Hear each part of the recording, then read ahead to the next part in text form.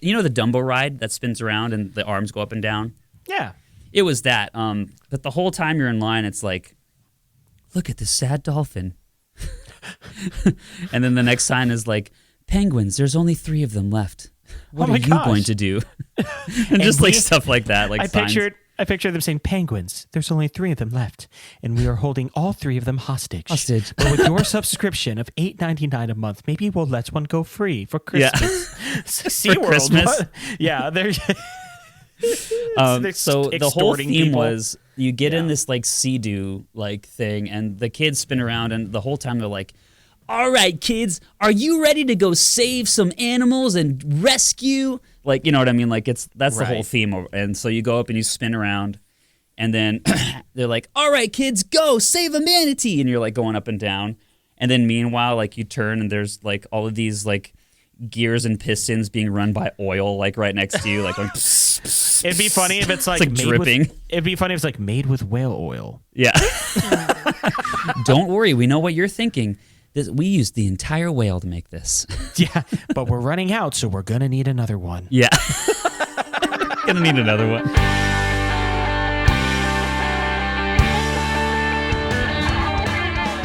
So, my son and I were in the hot tub this week. And I leaned over to him, and it was such a special moment. I put my arm around him because we had our arms up like this, you know, like on the edge. And I just said, son, I love you so much. And he just goes, I love you too, Dad, more than the whole world. It was so cute. And then he goes, do you want to know where all the stupid people go? To this podcast? I was like, what do I say? I was like, no. He's like, to Stupidtown. I was like, what are you talking about? He's like, well, you know, if you ever see somebody who they're not smart and you ask them questions and they're dumb, just tell them to go to Stupidtown. Okay. Also called Detroit. All right, all you banter biscuits, if you guys want to get out of Stupidtown and into this podcast, click like and subscribe wherever you listen to. Give us a 5-star review, and maybe we can get you a passport to get out of there if you find yourself living there. Okay, what you did to do the like and subscribe thing was better than what I thought you were gonna do. So well done. This is me only on 25% capacity right now. I am. Oh yeah, that's right. I am dying. Seth just raked his entire lawn that has been ignored for 3 months of leaves. I am. We had 39 30-gallon bags, or we have 39 30-gallon bags in our garage right now. I am so tired. Running on empty. That's literally what's going through my head. And then I ate Jet's pizza. Fumes. So like I raked and then ate Jet's pizza and then took a hot shower. Oh. I should be napping. I should be napping right now, but instead I'm with this guy. That just shows how dedicated I am to this thing. Because you are. Seth texted me and he's like, okay, if I get sick, you know why. Yeah. Like and the answer is going to be because I send him an envelope with nothing in it, and then he's going to call me and be like, what is this? I'm going to be like, I coughed in that before I closed it. Yeah. And inside is still going to be confetti. Yeah, our house just happens to be the corner house. So we get like the nice, really big oak tree that really brings the neighborhood together over us. And then our neighbor's house also has a nice, really big oak tree that really brings the neighborhood together. And no other houses have these big trees. And I regret my decision. I knew. Yeah, but you're saving money already because it's bringing down cooling costs in the summer. Trust me, it really is.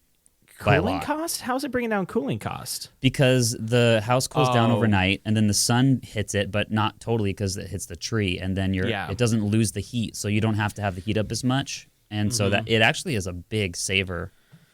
It's going to completely screw up your plumbing, and you're going to have to get that replaced, and you'll put all the money towards that you saved. But in the meantime, there's going to be roots in my pipes, and we're going to have to figure that out. How do they even do that? Because back when I said. That's what I said before my last physical. Oh my! So there's a gerbil. Yeah, I don't understand how they even do that, because in my dad's house, the sink was getting clogged, and the plumbers came in and they found out there were roots. Mm-hmm. But like, how do they? Like, you get rid of the roots by grinding it, but then do you have to seal up the pipe, or what do they do? Like, how do you fix that? Hold on. Let me play the home improvement the home improvement on TLC show of us with the show together. Yeah. Oh, gosh. What type of intro would we have? It would be us, and we would be like doing a sledgehammer on a brick wall, and then we'd be like, ah! Yeah, right in the head. Or we would do a sledgehammer on a brick wall, and then the brick wall breaks, and then all the prison inmates start running out. And then you're still going like this. Yeah. And then I'm on the ground, and there's just like this red pool forming, and you're just like giving the camera this sassy look, and you're like, finally got him. Yeah, like, got it. Yeah. So you're supposed to put foaming root killer down every 6 months. Have you been doing that?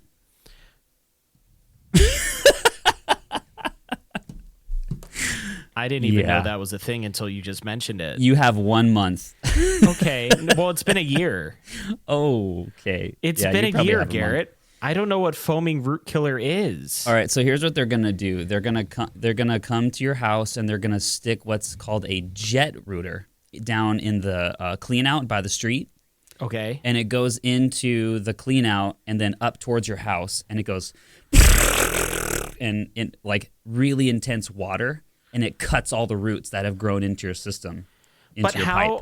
But how do they repair the pipe? Because if the pipe has the water is strong enough to break a root, but not strong enough to break the pipe. Well, no. So it's my calibrated question is to the right pressure.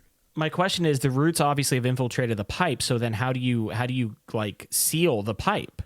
Newsflash: those pipes were infiltrated many years before we bought the house. So there's just holes in them. Every time you plant a tree, yes, there's no avoiding it. Unless you find some sort of Superman like kryptonic like titanium from another planet that is resistant to like vast amounts of pressure from a tree. So does it not even matter if there's pipe or holes in the pipes, because it's like the pipes are supposed to be taking the water away anyway, right? Nope. Like, it's gonna get water in it, and water is gonna flow out of it. The only thing that you can do is send root killer down and stop the roots from growing every 6 months, because they're gonna be in there.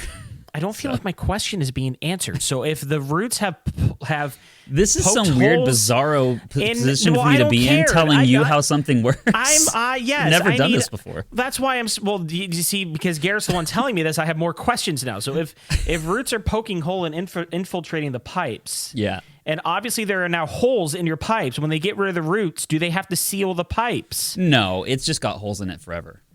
And so your job now as a homeowner is to keep that pipe clear and water running, so water and other things can run down. So I guess it'll just swiftly. leak through the pipe, but it doesn't matter because the water's leaving the house anyway, right? You're going to get groundwater in, and water from there is going to get out into the ground, and it's just a bad deal if you have a tree. The end. Okay, so I don't have this problem yet. You could kill your tree. You could chop the tree down, and that will stop the roots from growing. But then, I don't want to do that. Yeah, trees are beautiful. I don't want to do that. I freaking love that tree, and I can't love cut my neighbor's too. tree down. You could what have we just cut? Just cut the neighbor trees down. You just send me a letter up to Cleveland, and I open it, and it says it's time. And then there's these nice like what's it called, scrapbooking things with like saw and lumberjacks. Yes. Oh God. Why are they all have baby oil on them? It's like nothing. So I could cut down your neighbor's tree for you. Just and be cut like, down the I don't know. tree. He just showed up. But not my oak tree. I just cut down theirs. Like, much better. Yeah. And it's like it like fell on their house. Yeah. No, but like, I don't. How could you let this happen? And the camera turns to me, and I'm a beaver. Yeah. You're like, really? How could I let this happen, Janice? You don't have and then that issue. I just get struck by an arrow. Yeah, but your root killer foam thing is having me starting to think now a little bit like, well, every 6 months, you got to do it. I don't think. If it's been a year, it's probably too late, dude. But I don't think it drains towards the trees. Because the oak tree is in the backyard and the sewers are on the street in the front. Yeah, you're probably fine. I thought it was in the front. Because you were raking your front. And back. Oh, because it's tall enough that the leaves fly over the roof and into your front yard. Well, we're on the corner house, so we're stuck with like some of the trees in the front too. Like there's like nice trees on the side, Yeah. where the street is, and then the leaves all blow into my yard in the front, and then the back they planted a nice large oak tree 75 years ago just to screw me over now. You're in better shape than I thought you were. Yeah, if it's in the front yard like mine, like the roots just go every 6 months. You wouldn't know. You've never seen my home before, but That's true. Like and subscribe, Biscuits, and maybe we'll have a raffle and you can be a new co-host. That would be awesome. How are you doing, dude? Good. I'm like a totally different person. I feel like I've changed quite a bit since we last were face to face. Since the last episode, I've packed up all of my equipment, all of this stuff you see, the microphone, the stand, the little portable device here, the cables. Right. I took it to California. Oh no. Oh no. I unpacked everything on Monday. Okay. Set it all up. Yeah. I'm about to get it, aren't I? No, you're not. No, you're not. Okay. I feel like, and you let me down. Oh, please. Yeah. Out of all the times I have not been ready to record, please, I do not. It's going to be at least 20 episodes of you canceling before I have one leg to stand on. Garrett's not like, even two. I packed all my things in a duffel bag, got flagged at security in the airport, got mercilessly beaten by airport security. ICE came in to get me, found out I was legal. They took me anyway. Yeah. Yeah, I was glad that you weren't there for the trip return home, because in Ohio, people are nice. In California, they're like me.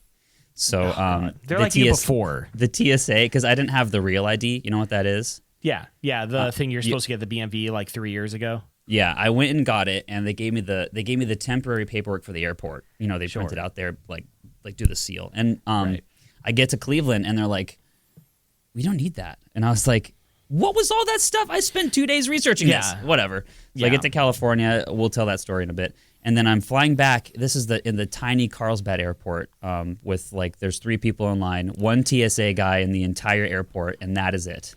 Okay, so side note real quick. I get a little on my phone while I'm in Cleveland. So Garrett leaves Cleveland and I go to Cleveland. This is how our lives work, because we try not to ever Thanksgiving for intersect. family. Yeah, it's like, Garrett's leaving. All right, time to visit. The CIA will allow it. It's clear. And I go up, and it's like the last day. It's like Black Friday, or maybe it was on Thanksgiving, and I just hear, It's like, someone has accessed your Peacock account.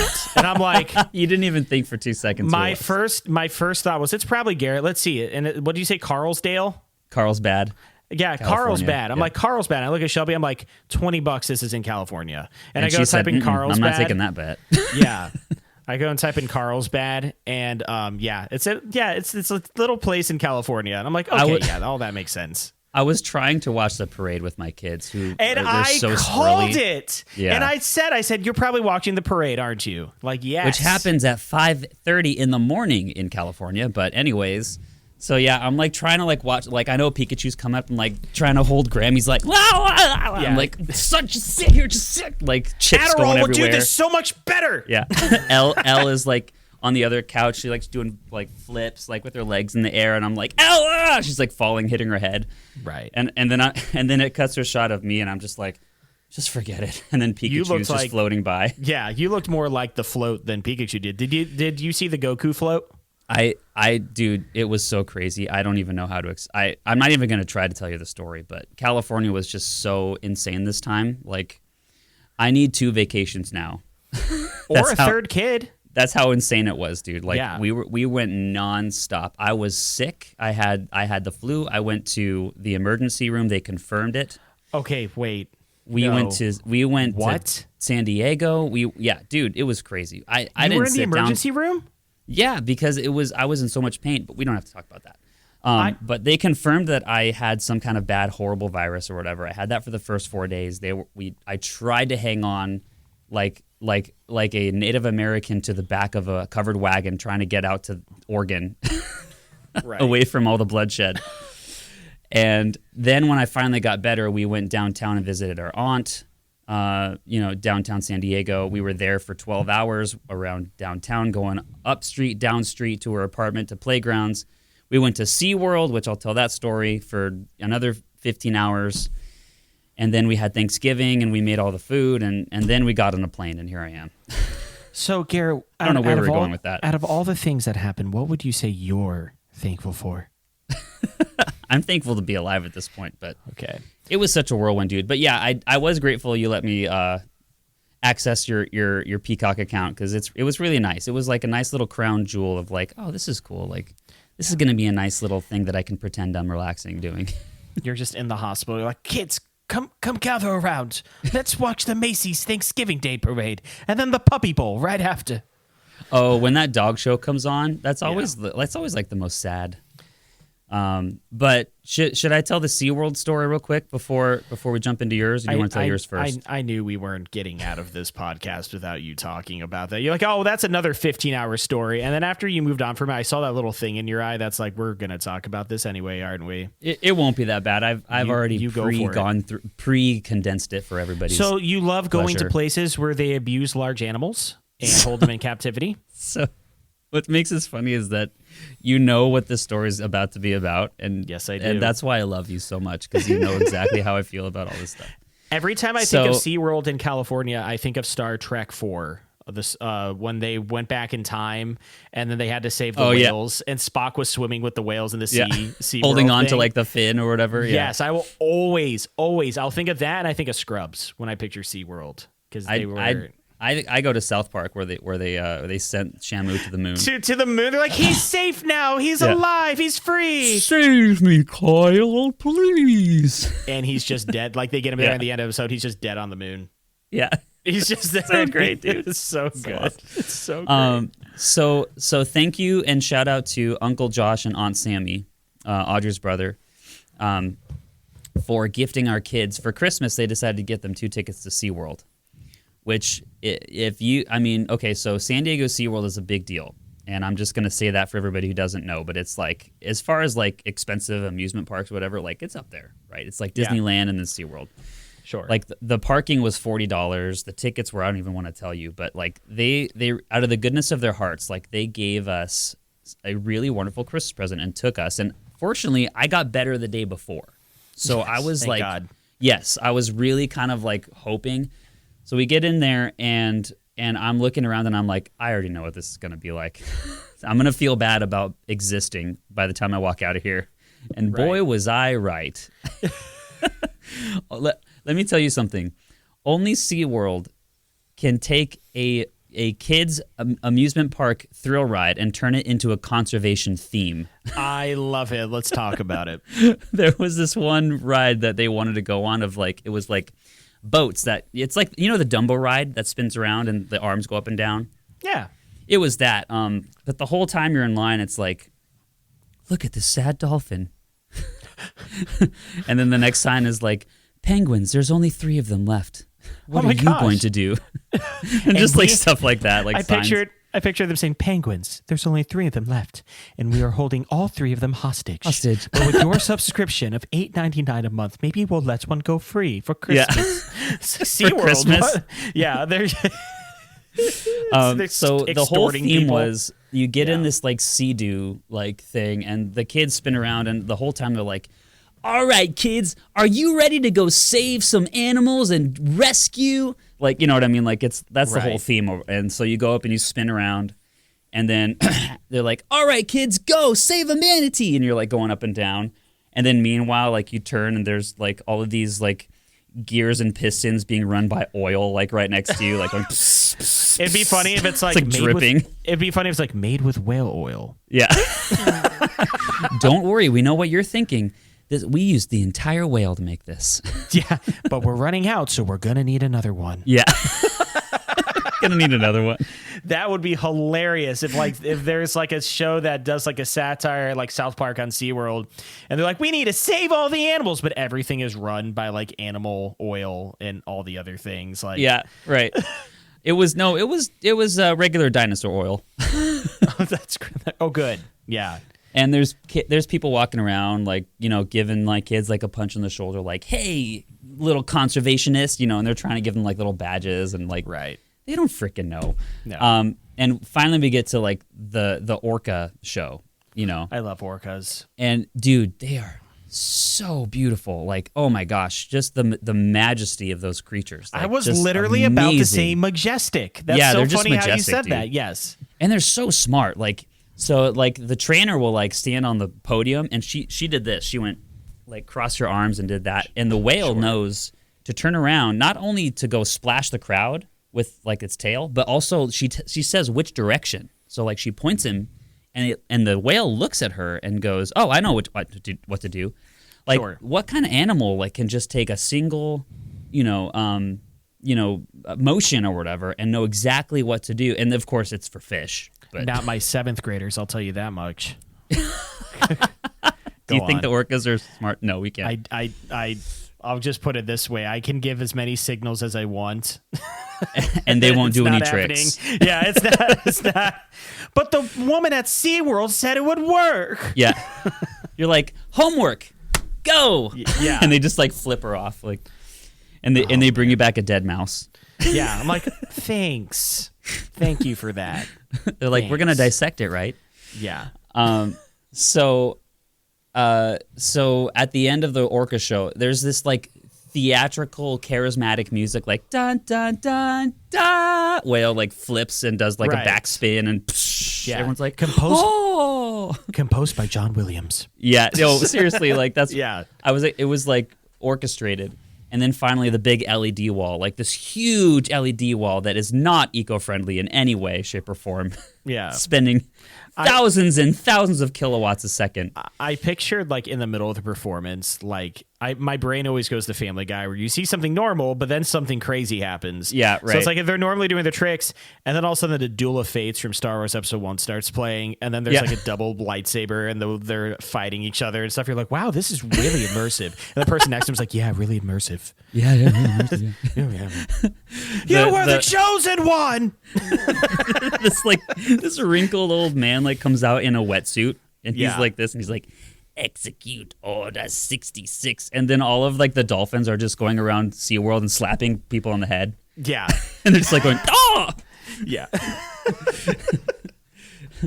The dolphins are gonna be a little safer this year. Oh my gosh. I wish The I had more, the energy the to more take Californians Yeah. we cap, the better off the dolphins will become. Take this cart and continue dragging at Garrett with my lifeless body behind it. I'm trying. Oh no, you're doing great. You're doing great. I'm trying so hard. I'm like, dolphins. Here's the thing. Your lifeless 10% body is smarter than most people's 100% body. I feel like my Like, gas on tank coffee. is on E, and Garrett's like, all right, road trip. I'm like, Which we have found out in our friendship, we don't mind. we don't. It's fine. Just make sure the snacks are good. Yeah. So after the dolphin or the orca does this huge like thing, which by the way they don't ride them anymore. Which we found out it's because they were The drownings. unaliving people. Yes. So which we can talk about if you want. I don't want to. But but like talk this about that. big huge like 90-foot LED wall like lights up, and they're like, aren't they majestic, kids? And whether or not they have a future is up to you. Oh my gosh. No. I look at Graham and Al. They're sitting there like all like looking around, and they're like Up to wide-eyed, like Yeah. 2-year-old and 3-year-old and 5-year-old, like, Yeah. huh? I picture Graham just going up and being like, and just smacks it with a Pokeball. Like, Yeah. I'm trying to save it. And then they're like, don't do, and then it just goes, and like turns into red the and goes Pokeball. into it. Yeah. And they're like, oh my God. So He's gonna be fine in there. that is what a thing to tell children. And it's up to You, They're so whether or not majestic they and have a wonderful. future is up to It's you. up to you. And I turn to Graham and I'm like, is it? Is it up to him? And they they're ask, like, yeah. they're asking like the kids like as they walk around, like, what are you gonna do? And I'm like, what is he gonna do? Like, how is he gonna like? So the whole theme park is about it's whether or not like the ocean has a future depends on you, and it's like, but how?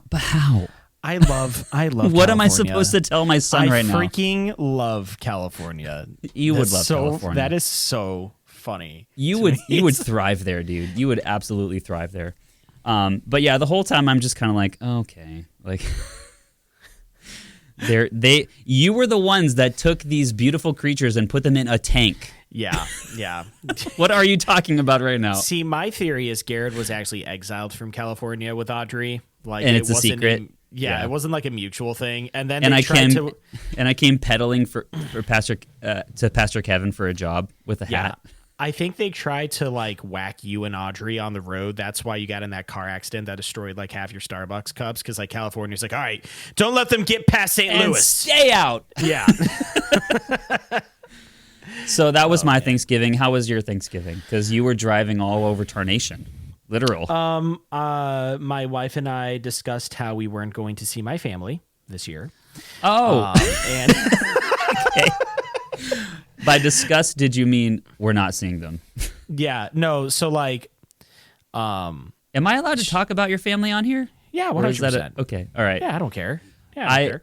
I've gotten to the point now where I'm avoiding conversations about it with Jordan. Oh no, you see that's where Jordan and I differ. Jordan like recedes into himself. He's like, I don't want to talk about it. And me, I'm like, I just light a cigarette. I'm like, I'll talk about anything you want. Right? Yeah. That's why I'm confused. yeah. Because on this side I have like you're like the mom who's like, no, it's okay, sweetie. Let's like discuss it. And then I have like this cold, hard like exterior like shell of a dad over here in Jordan, and he's like, here's what I "Let me want to tell say. Here's what I want to say to my loving, doting brother Jordan. If you are listening right now, he's not. He's just gonna hear about it. You are more like our father than you think. Yeah. So like, yeah. So Shelby's cousins from Michigan were coming over, and we don't get to see them a lot because they live From in Michigan? Yeah. Yes. Are they from so the UP or from the normal hand part? They're from the Arby's glove part of Michigan. Okay. Yeah, you know what I'm talking about. Arby's glove. You ever remember? Remember the mascot of Arby used to be an Arby's Yeah. glove? You're right. Yeah. But they're from the west part of the glove. And somehow his cousin is Hamburger Helper. Yeah. Do you remember that? Do you remember that Family Guy scene? His cousin from Austria. You know what I'm about to talk about with Family Guy scene with Hamburger Helper? But Yeah, like the left glove. He's like, cheese, cheese. He's like, just give him this one. He really he needs doesn't it. have much. Yeah. The umbilical cord was wrapped around him when we were born. Like, so her cousins were coming over for Thanksgiving To Cleveland. And she asked me, she's like, do you want to go see your family? And then I got a message from my dad talking about his 35-year-old Filipino wife. Does he talk about anything else? And my dad actually sent us a message recently saying like, you wouldn't survive an afternoon in the 70s. And then I retorted back, you wouldn't have survived an afternoon in the 30s, boomer. You didn't survive an afternoon in the 70s. Yeah. So like and I looked at that, and then I looked at the family group chat and all the shenanigans that goes on in the other family group chat that doesn't have my dad in it. And I look at my wife, I'm like, no, we can skip it. Yeah. No. But we're going to be doubling down and spending more time with them on Christmas, which is fine. So we spent the entire Thanksgiving with her family, which was awesome. But what I'm finding, I need to make this like a segment called Seth's Noticings. Oh yeah. Seth's Observations. It's just the Stranger Things theme, and it's like Yeah. And it's just my face, but it's like spiraling slowly. yeah, and then your face becomes like a constellation. Yeah. With stars exploding in the background. I love the and it's like, Doctor Seth Who one. notices. I love the Doctor Who one, like from the 70s, where it goes and it's like the TARDIS, but then it spins and then it zooms in on the Doctor's face and like goes through his eye. Like that is the greatest one. Yeah. But did you ever notice, Garrett? Yeah. The Halloween's a little spookier in Cleveland, and then it turns to me and there's a demigorgon on my head. You're like, how do you say? Yeah. What makes you say that? So what I'm starting to notice is because we don't have kids, we don't have as like high of a threshold for like energy for them because her cousins or tolerance or patience. Audrey on the way back on the plane back, we sat behind a celebrity, by the way. Yeah, she I'm not showed me gonna the say blurry the name. She said the blurry picture on Facebook. Yeah, I saw it. but the people in front of us spent extra money on the legroom, And the flight attendants came and they're like, we're going to need you to move to the exit row because we have a family with 4 kids coming and they need the spot. That's and incredible. 4 babies came and sat with 2 parents. Let me tell you, the flight was 3 hours and 24 minutes long. They screamed for 3 hours and 23 of those minutes. And people like you were all sitting around like going, like so upset and pissed. And then Audrey was like giving them snacks. That's yeah. She's like, Like do they want? Yeah. Do they want some kale chips? Audrey became mom too. Yeah, I bet she did. And she was giving them like the kids' old toys. Like, here, they can have it. Our kids have too many toys. And then Elle's like, your hey. kids are screaming. Yeah, exactly. Yeah. She just takes it out of Elle's hands. Like, here you go. Yeah. But people all around were like really upset. Like they were like, I took a look back and there was like, I feel like I could see steam like coming out of their ears. And I was like, I don't know what to tell you. What do you think like babies come with like a button? Like a don't cry button? Right. But what I'm noticing is we don't have as high as a threshold, like you said. You so will. we had to take like breaks in the middle of the From day. the like, family gathering? Yes, I had to like, but because here's the thing, and a lot of other relatives were over for Thanksgiving too. So the total amount of people and children in the house were 40. There were 40 people in the house. And I'm just sitting there in all the chaos. And it's kind of like, you know how like the ringing noise, the tinnitus ringing noise in your ear? Yeah. Like all people's voices, all people's voices were sounding muffled and it just got louder and louder and louder. And I'm just staring at like blankly like the Saving into the Private camera. Ryan Exactly. intro. Like I was shell shocked. Yeah. And I'm like, I need to go take a nap. And I just go downstairs. Dude. And I shut the door. Let me tell you something. Yeah. I don't know what your guiltometer is on right now about that stuff. But let it be 0. Let it be 0. It's roughly there. Yes, good. Because here's the thing. I know that I don't know if this information should be out there, so we'll just delete it if you don't want to. But I know that you guys want them eventually. You will have your day. Yes. And you will understand. Sleepless nights. Yes. Yes. And in the moment where your kids are screaming and kicking coffee cups out of people's hands and throwing things against the wall and breaking people's things in their house, and they look down at you with compassion and smile at you and say, "It's okay, no worries." Like you will be so grateful and thankful. So act like that now. Well, it's and funny maybe because it I will go come down back there to you. and I lay down, and I'm there for like 2 minutes, and all of a sudden the door flies open, and it's my wife, and and she shuts it. She's like, "Oh, thank God." So we both lay down. We took like an hour nap. It was amazing. She kicks the door open, and she's just wearing like a Jedi robe. Yeah. So we That's had great. a very max, and it's that way for every flipping holiday we spend with them, which is why going to my family is, well, it's. I wouldn't say going to my family is more of a relief. It's just a different sort of problem, but like it shakes things up, you know, like you leave the craziness of That side of the family has children that act like adults, and your side of the family has adults that act like children. Yeah. Now I loved spending time at my in-laws' house. Like I always enjoy it. And I knew before I married Shelby, I'm like, I'm going to be around a lot of people a good deal of time.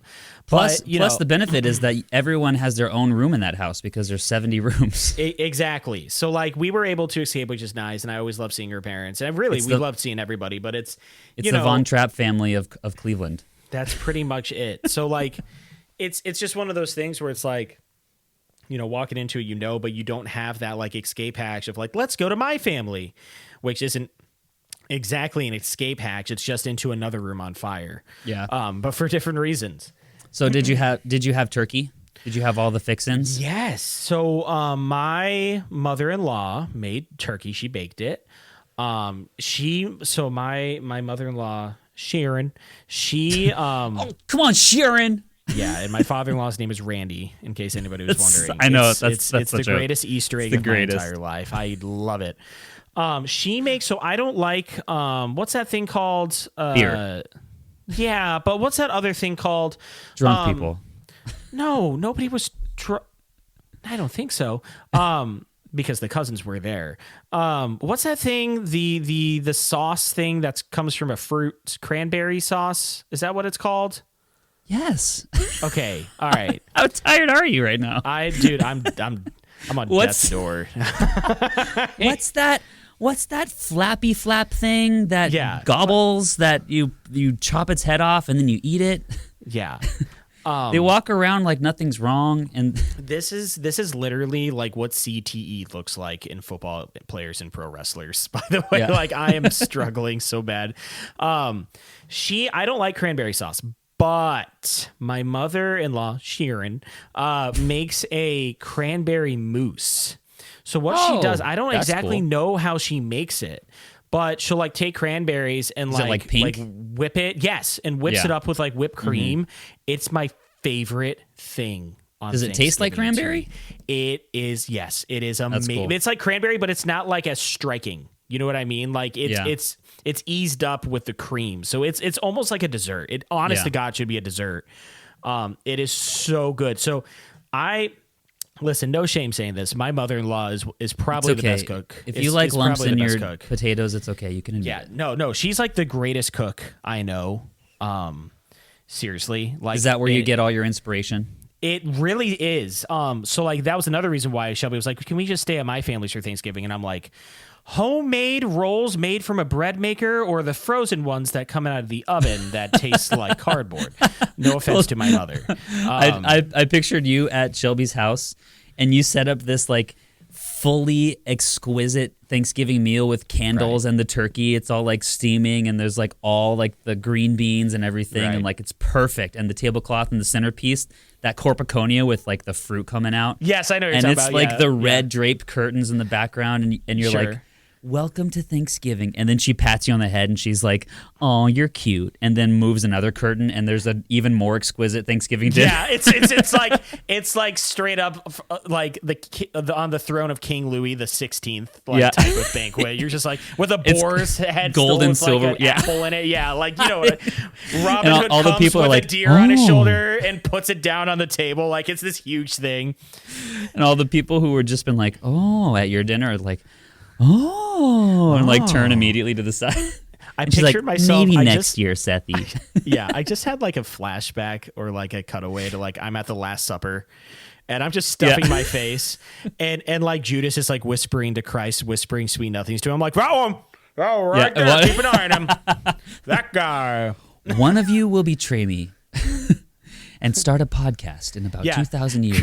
Christ is like, one of you will betray me. I'm like, if it's anything like these hard rolls to my thighs, I think I know what's coming. Like, it goes silent, and then like it just shows all the 12 disciples, and one of them is holding bread, and it just drops on the table. Yeah. And then Jesus is like, "Don't worry, his co-host will take care of him." John and Matthew. His co-host will stand up for the things I believe in. John and Matthew get together. They're like, we're omitting him from our gospels, right? There were 12 disciples, right? 12. We're gonna make it 4. Yeah. But yeah, so eating Thanksgiving. So my mother-in-law Sharon does such a great job cooking. Like everything is perfect. My mom puts all her love and heart and soul into her cooking, but my mother-in-law has been cooking homemade meals for 7 children for the past 4 decades.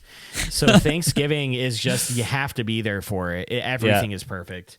You just walk into the door and you're like, dinner's almost ready. And then this guy's just like, hi, I'm Bob Vila. Yeah. There's just all this like sawdust and like construction. You're like, did I call the right show? Or she's like, did I call the right show? Right. She started putting lard into her pie crusts again. Oh, your mom? Because, my mother-in-law, Sharon. Sharon, okay. Yeah, because, the whole thing about how saturated fats aren't bad for you. It's actually trans. You know how it's like everything flip-flops back and forth. So she's like, I'm going to start putting lard and stuff. I've never made a pie crust with lard. And I hope she never stops. It adds the consistency. It was so flipping good. Yeah, it adds to the consistency of it, and it's not as flaky. It's more like it adds more of a chewy texture to it. Yeah, she makes the best pecan pie in the entire planet. That's awesome. Like I have the taste buds of an old man. I was in charge of pie this year. I made 2 pumpkin pies. I just picture the house on fire. And then the camera pans back and it's inside the oven. I'm like, all right, almost ready. And like open the oven. It's just in the freezer. You're like, why isn't it cooking?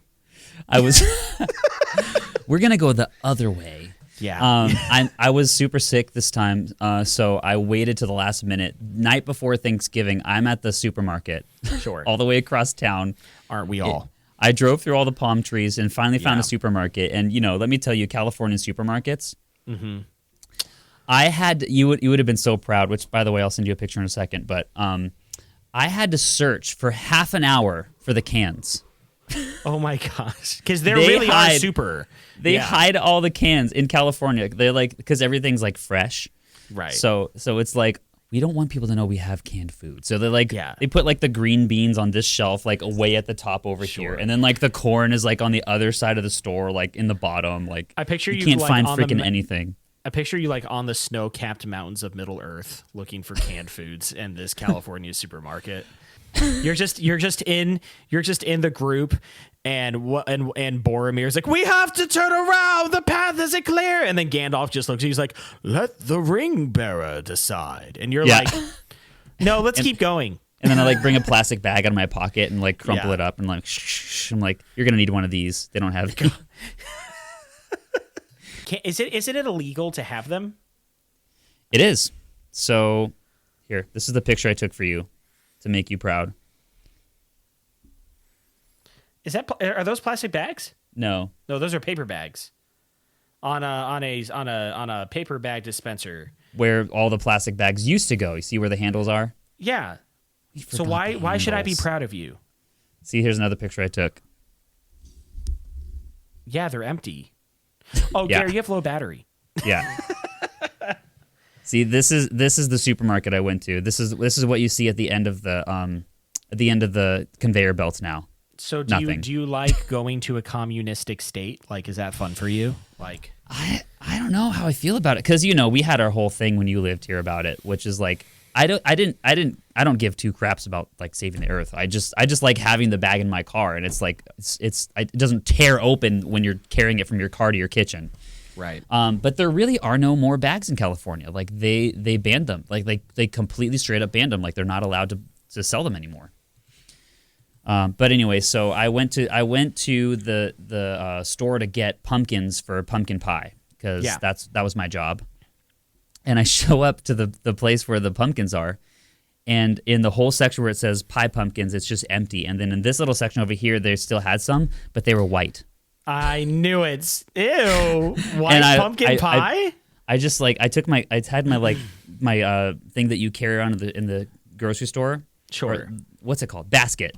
Yeah. And I like turned away, and I was like, and then I turned back and I picked up the white pumpkin, and I was like, and I like put it down again. And then I walked away. Like wrestling with yourself about it. And then I went back and I picked it up and I put it in the cart, and I was like, and I like walked. Walked out. So I made white pumpkin pie. How was it? It was so good, and everybody said like, "Why is this different?" And I was like, "I don't know." Like I didn't want to say that it was white. But was the pie still white, or was it its dark color? It was, yeah. So it was like white, but like the top of it had like a crusty orangishness to it, because like that's just from the spices or whatever. Everyone's wondering like, why is it so different? You're like, really? It's white. Like why? Like how nothing gets past you guys. Like this is reminding me about something that I wasn't sure I wanted to talk about Seaworld, but I need to bring it back to that. All right, we're going back to Seaworld, biscuits. So tight. So in Seaworld they had Santa. Believe in Santa. All right, I am not prejudiced. I just need to say that before I say this next thing. Yeah, which means Garrett is about to say something that makes him look totally prejudiced. Go ahead. He was Brother Santa, if you know what I'm saying. Garrett, no, you should. Why? So Garrett. all right. So here's what happened. So we walk up. This isn't a big deal. No, it's not. No. So we walk up, and it's like Santa's North Pole area. You know what I'm talking about, with like the roof and like all the elves. And we turn the corner, and the kids are so excited to see Santa, and he's a black guy. Sure. And we, Audrey and I both looked at each other for a second, and we were like, "What's gonna happen?" And the kids run up to him, and they just stop, and they just like look. No. And Garrett, they look up. Garrett, please, they didn't say anything, but I could tell they were trying to process like what was different. And I was like, thank goodness we are well adjusted and not racist, and had teach them that skin color means nothing. And it's, Yeah. It's something to be celebrated, not ignored. But we could tell like they were trying to figure out what was going on. And in this side, it was a big portrait of Mrs. Claus. Totally like white Mrs. Claus with like the gray hair. Interracial North Pole marriage, man. And he's just like, he goes, "Hey, what's up, kids?" Oh. And I'm like, I'm just gonna let this play out. I'm not gonna say or do anything. I'm just gonna let them have this experience. Yeah. Anyway, they could tell that something was up. Fast forward to we're watching the parade. You know how Santa is at the end of every Thanksgiving Day parade? Yeah. So we're waiting to see like what they're thinking because they had just seen Black Santa like a day earlier and sat on his lap, and he sounded. I mean, I'm sorry, he sounded like a black guy. Like it was great. Yeah. And so they're watching Santa in the parade, and we're waiting to see like if like anything registered in their brains that he was like a totally different race, like the next day. Right. And we're like, okay, so back to like the normal Santa that they see or whatever. Like, okay. And they were like, Santa, like totally overjoyed. And I was like, okay, this is such a less confusing thing. Right. The camera pans down to Mrs. Claus. She's a totally Japanese woman in a kimono with gray hair. Total like Japan. So Santa's pulling the same move that my dad did. Yeah. And I'm just like, okay, I get it. They're trying to make Santa diverse. Sure. My only issue is that everyone knows that he's Scandinavian, right? Or isn't he like Austrian or German or something? I don't know enough about the origin story of Saint But like Nick that's why he's been white, not because like of prejudice or anything. Listen. I'm just going to throw this right here, okay? I'm just going to throw this right here, Garrett, and you can pick it up, do whatever you want with it. But Jesus wasn't an Anglo-Saxon white person either. Oh, no, he was totally brown. So, like, it seems like Western culture just has a thing about making everything important white people. And it'll always crack me up. We went to... I kind of do have a problem with the super white blonde Jesus thing. That's what I'm thinking. Like, I don't know where we were at. I don't know where Shelby and I were. So, pardon me because I can't remember. But there was totally white Jesus there. And I'm like... Look, Shelby, it's white Jesus, isn't that? She's like, stop it right now. She's like stepping on your foot, like. I'm like, remember when he died on the cross for our sins in the middle of London? You just ignore her, put her aside. Yeah. I'm like, remember when he took his 12 equally white disciples to the River Thames? That was incredible. Remember when he blessed was like all the meek. He was like a modern day Lawrence of Arabia.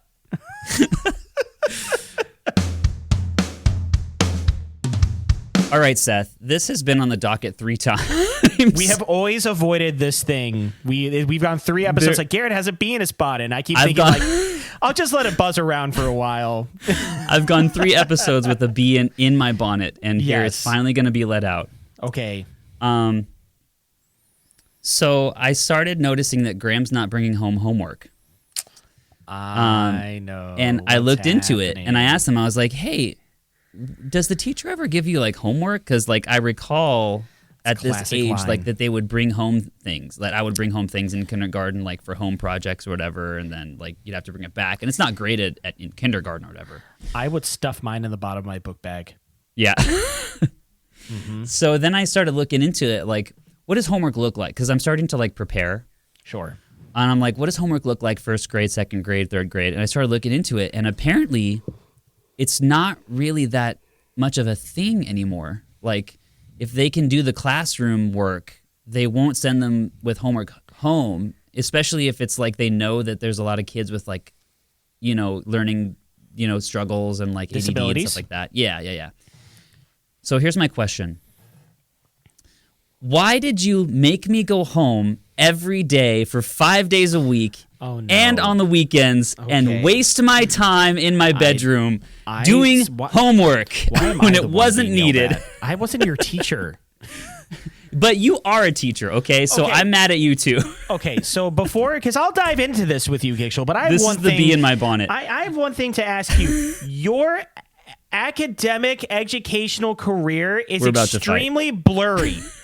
Because I have no flippin' idea how long you've been homeschooled. You went to public school for a cup of coffee. Did you go to private school? I don't know the timeline of your foray into public education or education in general. It was all over the place. The private Christian schools that I went to sent me home with much more homework than the public schools did. Okay, that makes sense. But either way, I remember so I started it's those YouTube videos that are like, ask a teacher anything.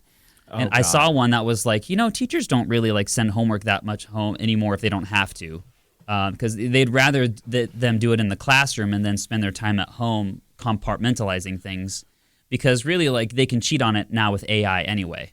Yes, that is true. So basically they say, here's the question, ask AI, it spits out the answer. So what's the point of homework? Sure. And I was and I stopped dead cold after I heard that, and I said, I have been asking that question ever since middle school. And I'm still asking that question. And everybody in the airport's heads just pop up like, woo! Yeah. There's a disturbance. Why is he shouting? Yeah. Why is he shouting in the airport? So I say you people when I ask you, why did you people send me home every day with homework? Because I blame you too, because you're part of this system now. So my classroom policy is I am the same way that you just said. I won't give you homework unless you just didn't complete it in class. I'm so mad right now. So why was I born when I was? I hated homework. That was the reason why I didn't like school.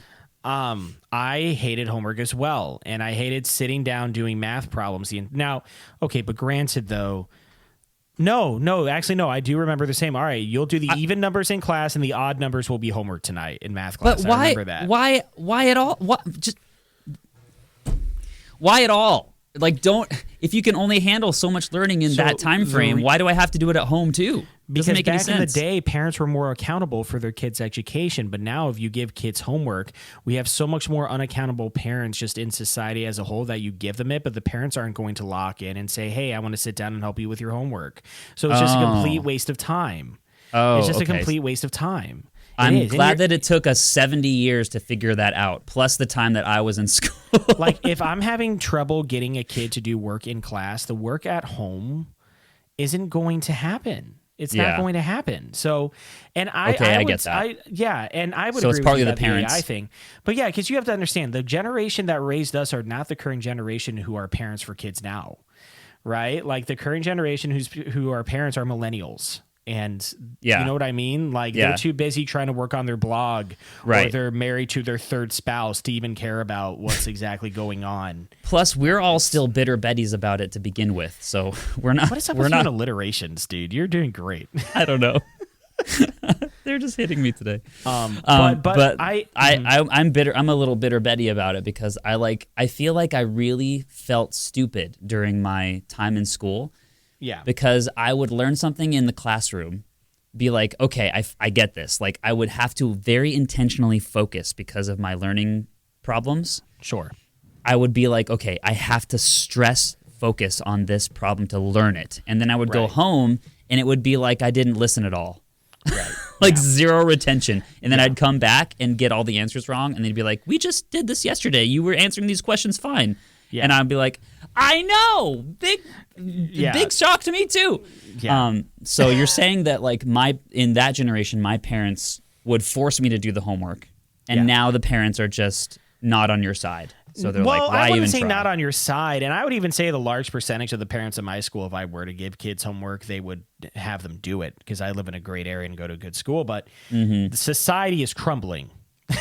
So one of my favorite things next time on Seth Bums Everyone Out. We're going to talk about the fall of the Roman Empire. We're going to talk about how the children in fact could not save those orcas. I'm squeezing the lemon here. Go, Willie, go! You're free. Yeah, that's just all I got. And the whale is just dead on the beach. Yeah, but he needed water. One of my favorite things that I get from kids is they're so lackadaisical during their working class. Yeah, and they're almost like playing chicken with me, trying to challenge me in a way. I'm not doing it in class. What are you going to do about it? And I'm just like, 0. And I'll put it in the grade book, and they'll still be testing me like, yeah, I mean, I'll get to it, Mr. Myers. My favorite excuse is, yeah, I'll do it at home. But my favorite thing, and I love this, and good on the parents, right?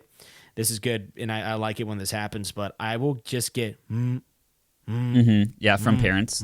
No, from kids from saying, the students. Hey, Mr. Myers, just want to let you know I just completed blah, blah, blah, blah, blah. And then a separate email. Hey, Mr. Myers, I just want to let you know I completed blah, blah, blah. Because at some point, the parents went on their grade book and saw their child's grade. And I guarantee you the conversation happened at dinner. And I guarantee you it was, why are you getting a D in language arts right now? Yeah, like I love, because then my email will get lit up by kids like, hey, just want to let you know you're the best teacher, and I've done some of my missing work, so it cracks Why are me you up, dude. changed? Yeah, I'm like, did you meet Christ, and was he white, or was he his supposed color he was supposed to be? Yeah. Did you choke on a carrot? Did you think you were gonna die?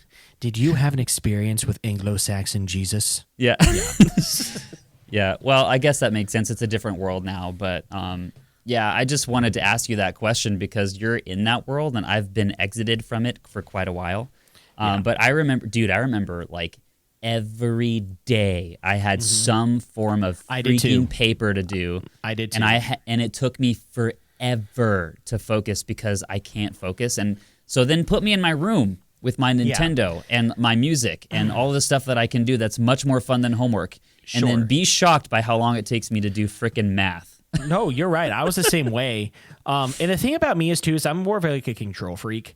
I don't know if I want my students to be learning new things. So like here's also the thing about homework. Oh, like you don't know what they're going to learn without you and if they're going to learn it correctly? Yes. And so my philosophy with homework is if you have homework, and this is how homework actually should be, by the way. So students should not be learning new concepts at home unless they're so advanced that you say, hey, go take a preview look at this, and we're going to actually teach it in class tomorrow.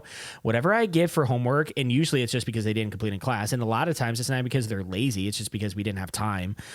It's just what we've already done.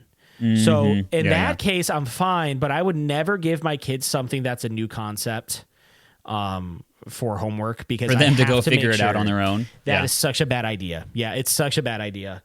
I am not stupid to the fact, and what also teachers have to understand too, and believe me, I know this. Listen, I know this is no excuse. I understand. Okay. But they also have extracurricular activities after school. Yeah. And I know kids have like football till 9:00. And what I tell them is then you should be putting in the hard work during class so you don't have to worry about this once you're done from the game. Yeah. So give me an example of something that like you would teach in the classroom that you would want them, like what kind of subject or like what concept? Essay writing. At the beginning of the essay writing stage, I don't like, we'll be going through it and they'll be like, hey, do you want us to work on this at home? I'm like, God, no. Yeah. I'm like, you need to come back.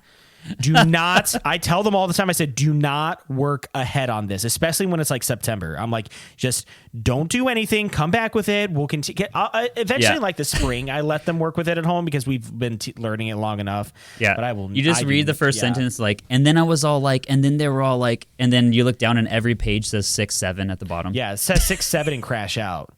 And I'm like, this is the problem. This is the problem.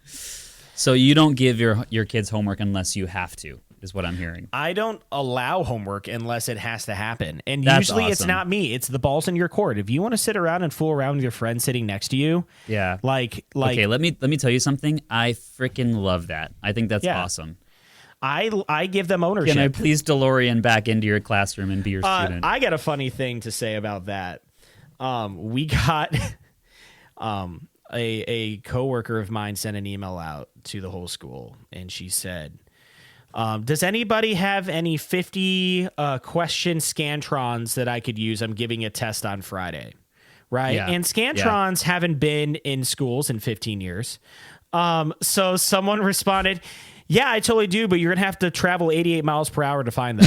I freaking died. I saw it. And I put the laughing emoji to it immediately, dude. It was amazing. Yeah. So, I mean, all teachers do things differently. Yeah. But my philosophy is put in the hard work in class, and then I'm totally here. And that's the thing. I give them the ball completely. Like, put in the hard work in class. If you have a question, email me. If you have a question, raise your hand. I'm totally here to help. That's the cool. grade you get in my class is a true reflection, not on your intelligence, but on your work ethic. Yeah, Period. right. Period. Like you And I have think to that's great. actively, yeah. That's how work is. You have to actively try to fail my class. It's Yeah. impossible to do it based on, well, I'm just not smart enough. I'm like, no flipping way. That's not the reason. Because I've had kids who have learning disabilities, but they still get C's and B's. The only ones who get D's or F's. It's not.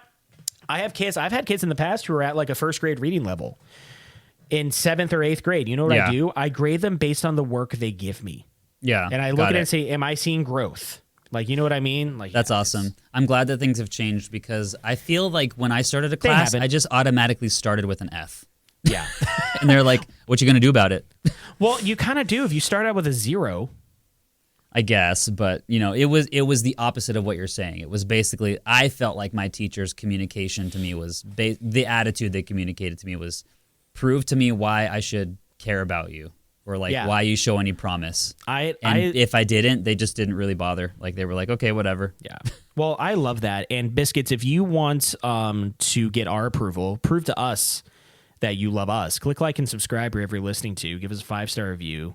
Email us at bantergravy@gmail.com, and maybe we'll give you a passing grade for the holidays. And don't forget to do your homework. Goodbye. Goodbye.